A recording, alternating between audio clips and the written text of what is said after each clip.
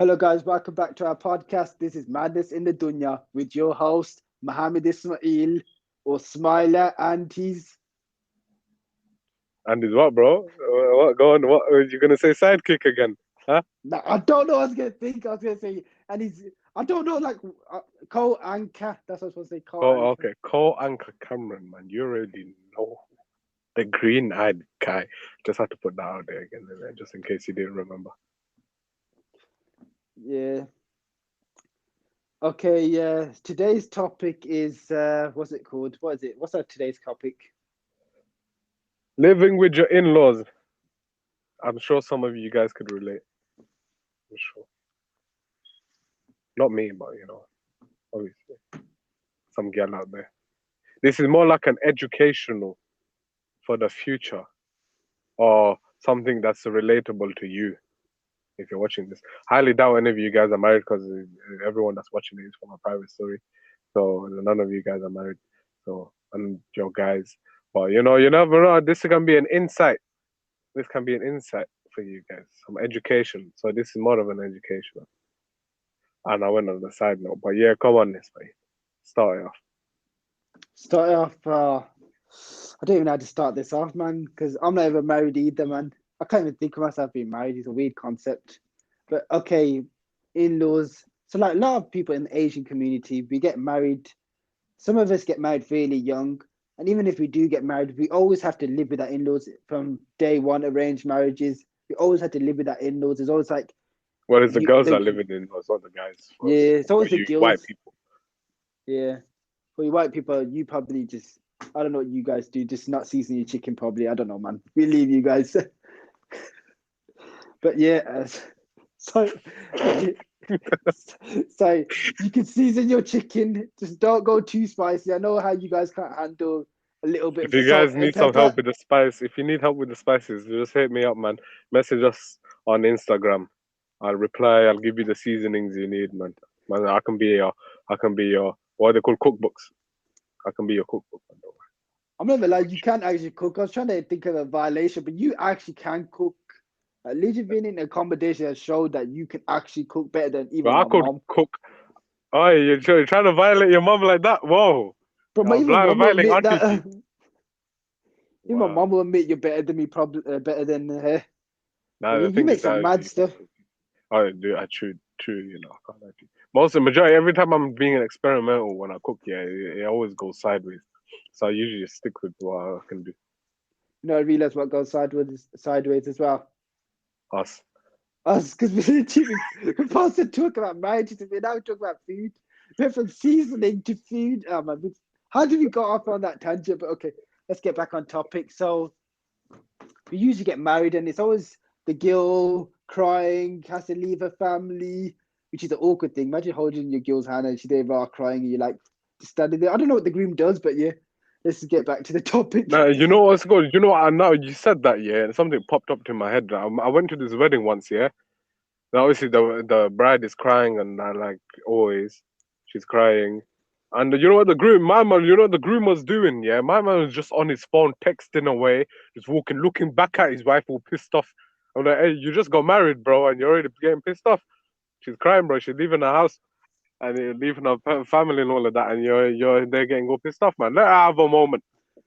Yeah, that is messed up. Like legit, that's messed up. But like it's weird as well. Like imagine that. But you know what I find weird as well? Like you get married to a girl and it's always her sister or her best friend that's like, you better treat her right or I'm gonna get you. Like, what are you gonna do? Like it's always a 5'2" or shorter girl that has that ego to be like, yeah, what are you gonna do? Like I'm gonna sort you out if you don't treat her right. You know, you're only second Yeah, place well, to me. She the raw had the ego to be like, yeah, she's second to me, and then they always get dropped. Like no, especially the friend, they're like, yeah, I was her first soulmate. Like, shut man. If you were her first soulmate, you'd get married as well to me as well. So you like can look, soulmate as well. Come through then. I'm always think about it. Look, a lot of girls will be like, my female friends, my soulmate. Okay, cool. Then why don't you both marry the same guy so then you guys can be married exactly, bro. The and it's problem solved, halal. mate. Exactly, bro. And See, we're also, problem solvers right here, bro. if you get married and there's two of you, it's 2v1. So whatever decision you make is 2v1. So like if I got, yeah, I want to eat Chinese, and you're like, no, I want Lebanese food. You guys will win because it's 2 against 1. Exactly. Anything, a couple argument, you're like, why'd you come home late or blah blah. You never buy me flowers. There's 2 against 1. He could be like, no, what you on about? But then you two can agree, be like, actually, she's right. And then there's 2 against 1. You've got a better chance of getting anything you want. Exactly, bro. And you know what the thing is here? Both of them, they have to get treated equally, innit? So if one Yeah, want flowers, you have to get the other one flowers. So like, yeah. say, I feel like treating wife number one to, I don't know, Ferrero Rocher, and that means I have to treat the other one to Ferrero Rocher as well, innit? So I have to buy double the amount for them, innit? So they get treated nicely, even if the other one doesn't even want Ferrero. Yeah, she still gets the Ferrero, bro. She gets it like that, bro. She gets it without doing anything, bro. She gets it. Because equally, you have to treat them equally, bro. So That's it's winning. They're winning. it is weird, but I just realized the way you say Ferrero Rocher. What? What's wrong with it? Like I say Ferrero Rocher, you got Ferrero Rocher. What Ferrero Rocher? Why do you say it like that? Just Ferrero Rocher.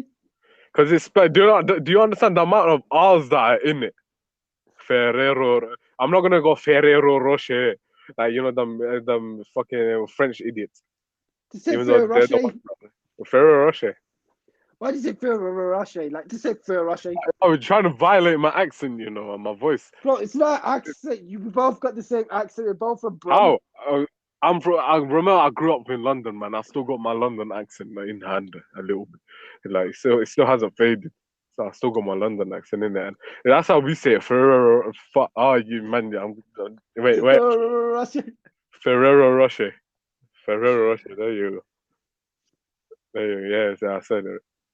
I don't. You're just a bit tapped for saying it wrong. Oh, we went sideways again, man. Let's go back to the topic. Let's go back to the topic. Legit, I was about to go even more sideways. I was going to talk about this girl I met, and this girl, she's talking. She's like, she's in the Birmingham Primark, and she was like, I swear this was supposed to be the biggest Primark in the world. And I was like, it is. And she's like, the one in London's so much bigger. And I was like, and I asked her where she's from, and she goes, I'm from London. And that made so much sense because she sounds like that. Like, how they stereotype people from London, like the sass and everything like that. She Yeah. was like that. But let's Yeah. get back to the What main part of point. London is she from? Wait, what part of London do you know? I don't know. I didn't ask her that. I was just so Because like she sounds kind of like me, South. huh? I feel like she's from South. It sounds more South, London. Because South, I ain't gonna lie to you, they got a bit of attitude. Well, London, East Yeah, London is more, they're more chilled. yeah. She So sounds like that's she's from South. probably from the South. Yeah, But that yeah. probably explains a But lot let's more. get back to the topic now. Yeah. Okay, yeah. So you get married and stuff like that, and then the woman has to live with the man's with the mom and dad, mother-in-law and father-in-law, which is weird because some mother-in-laws have this some I don't know where they get this idea that they have to be their slave, which Mm, makes no sense because you're just repeating a cycle. Because no offense, when they got married, they were their mother-in-law's slave, and now they've got their own daughter-in-law. They should be like, look, no, daughter, you relax. I remember how it was in my day. Let's change it up. Let's treat you with respect. You're an educated woman. Because nowadays women are educated, so you should be like be more towards pushing it towards their education. Be like, look, my son needs to stop being lazy. Like my mom's like that. She's like, you need to learn how to cook and clean and everything like that. I'm not letting my daughter-in-law be treated by a man that doesn't know how to cook and clean. And it's a basic requirement. And you see a lot of daughter-in-laws always hate their mother-in-laws and are taught to hate their mother-in-laws because they see how their mother's been treated at a young age. okay. Because I've met some lovely, like my auntie is an amazing mother-in-law, like legit. She goes, this house is all yours. You do whatever you want. You want to cook, clean, you do that. I'll look after your kid. And she's really amazing. She's going up and beyond for her grandkids. Like she loves them. Like she legit, once they wanted crisp and there was no crisp, she went all the way, and she doesn't know how to drive. I think she walked it all the way to Costco, is it Costco? And brought a big lumps of a crisp just for him. She doesn't eat crisp, but she brought it just for her grandkid.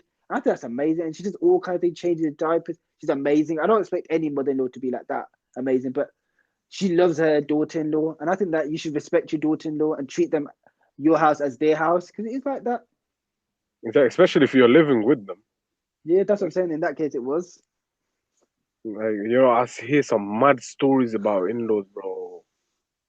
Is that when a woman moves in with her in-laws? You know what? Before I go into how it is, like, maybe if you don't know how it's like, is that one for the people that aren't Asian, the son becomes the provider in the house. Normally, it's the father, obviously, but when the son gets married or he has a job or whatever, the dad basically retires. The son becomes the provider. And he gets married. The wife moves in, and the wife starts taking care of the house, and the mother-in-law just starts chilling. They do nothing. So they basically just retire once you're married, and you have to do all of the work. All the stress load is on you, and it's like a whole load of headache. Now going back to the stories, one of them that I heard is like they got is oh crap! I got two stories mixed up now. Wait, hang on. Yeah, the girl got married, moved in with the in-laws, and the mother-in-law literally was abusive towards her. Like the girl was pregnant. She was 9 months pregnant, yeah, or 8 months pregnant. Where she was due soon, basically, and she was really sick and she couldn't. And her back was hurting like crazy. Obviously, if you're carrying a massive ass baby inside of you and you're like, what, 8, 9 months, you're like, and what's it called?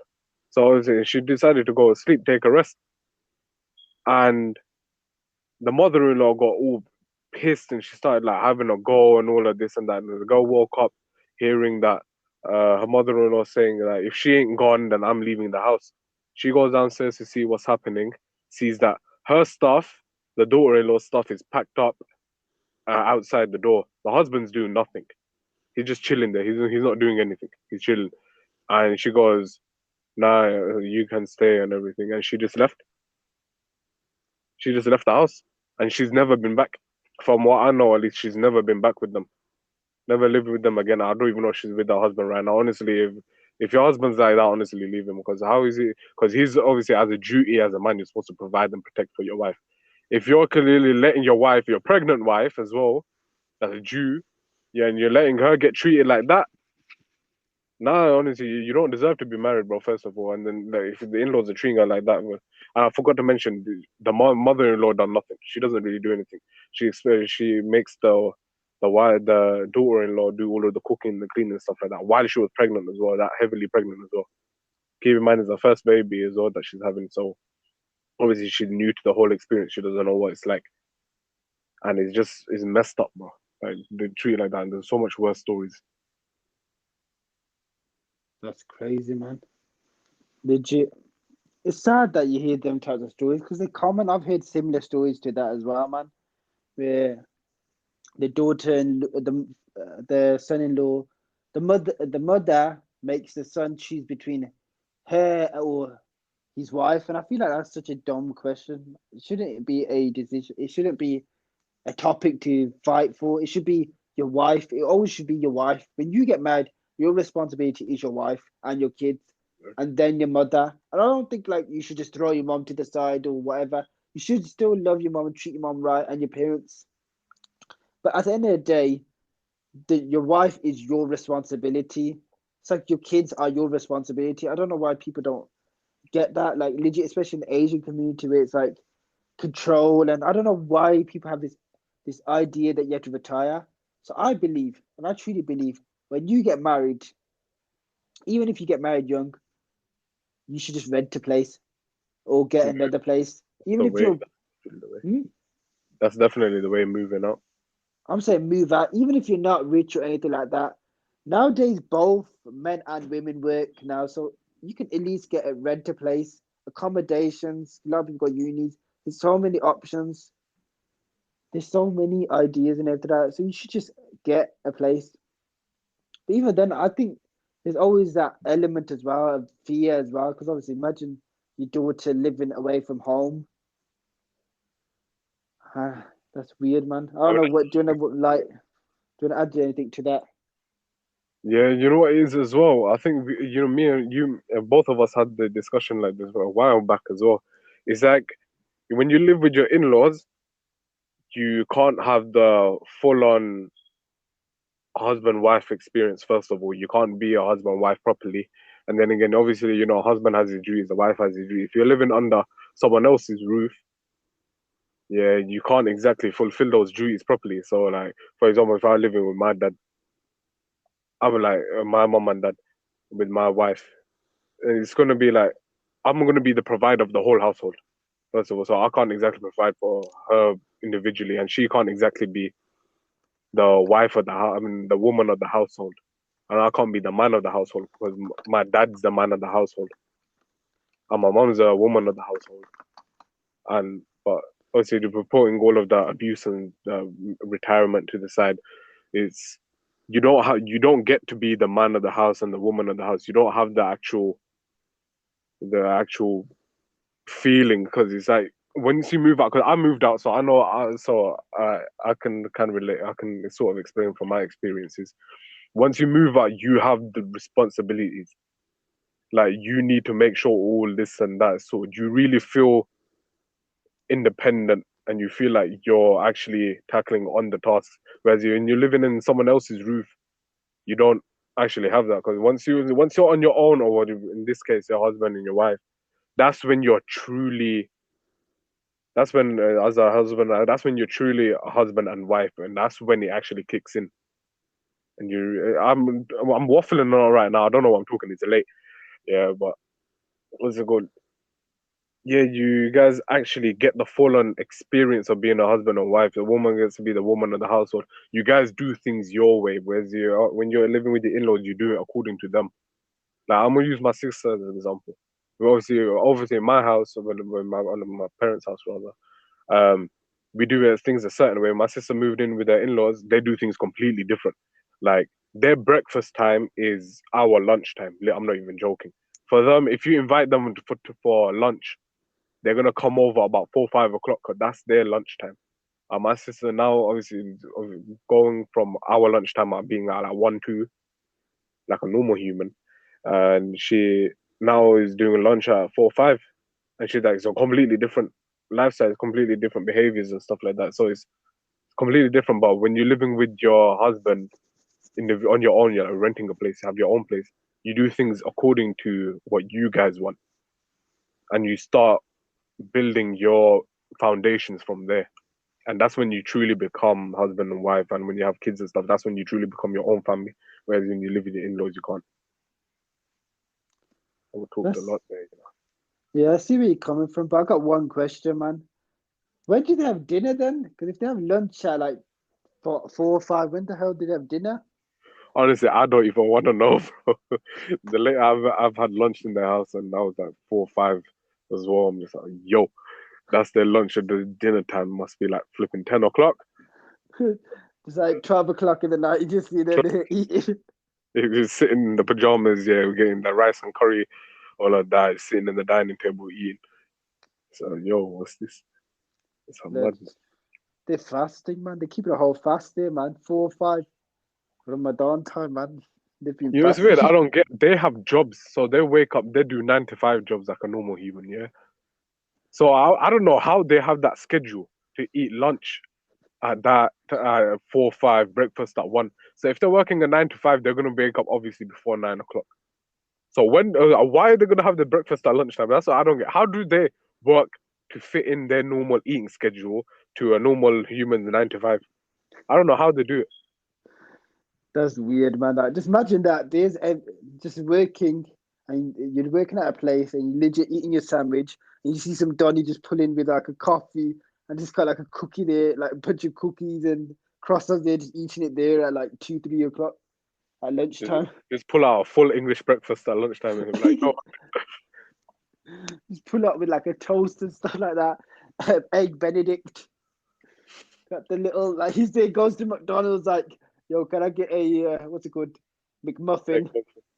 Egg McMuffin, yeah. They're like, yo, it closed at 11. He's like, for Like, what do you mean? This is breakfast. my breakfast time is now, man. What do you mean you done? What's this, baby?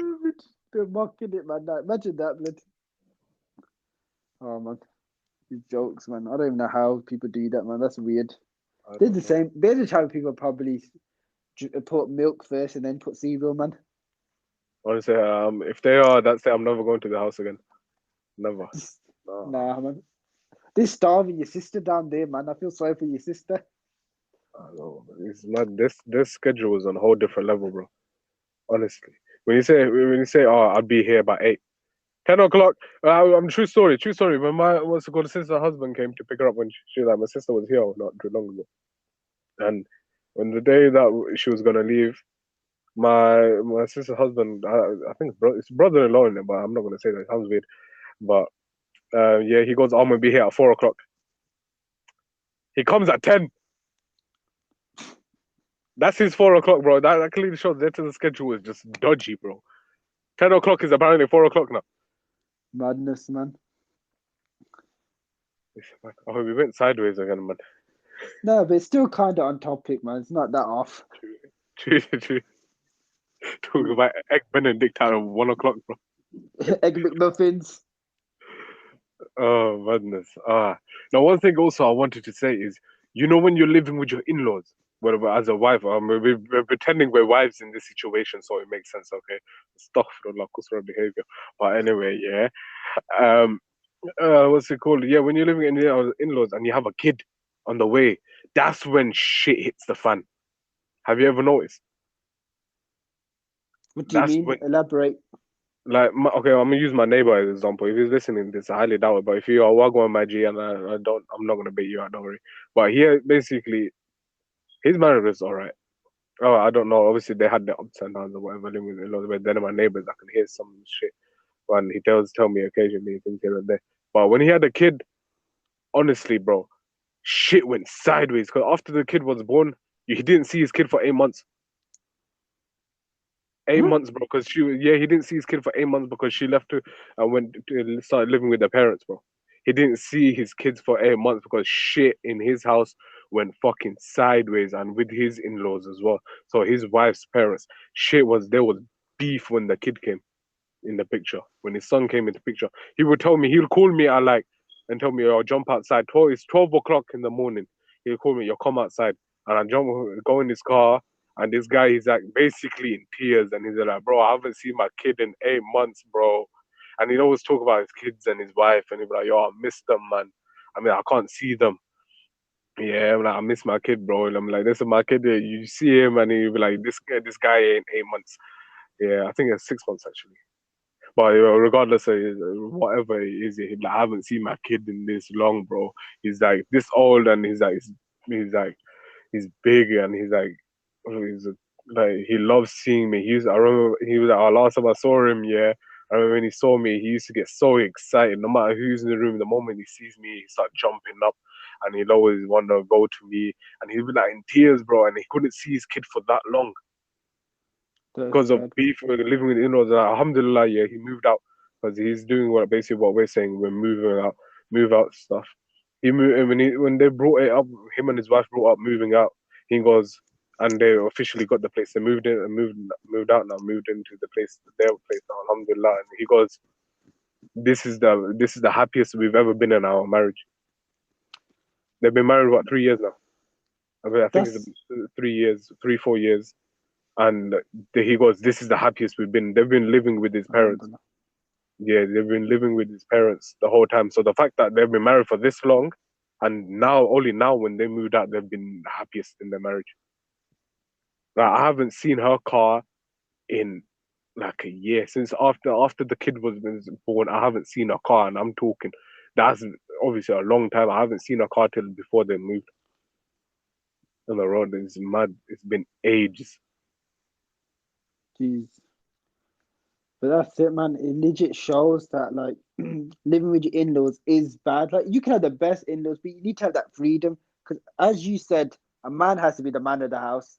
Except for some cases where some of us are born mans of the houses. Not saying any names, but me.